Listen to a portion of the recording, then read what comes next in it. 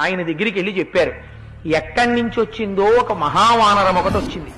దానికి అలసట ఉన్నది అంటే మేము నమ్మం. అది ఇంద్రుడి దూతో, కుబేరుడి దూతో, అగ్నిహోత్రుడి దూతో, విష్ణువు దూతో, యముడి దూతో మాకు తెలియదు. అది లంకావనాన్నంతటినీ భంజించేసింది. కానీ సీతమ్మ తల్లి కూర్చున్న శిశుపావృక్షాన్ని మాత్రం అది భంజించదు, విడిచిపెట్టేసింది. దానికి అలసట చేత వదిలిపెట్టిందో లేకపోతే కావాలని వదిలిపెట్టిందో తెలియదు.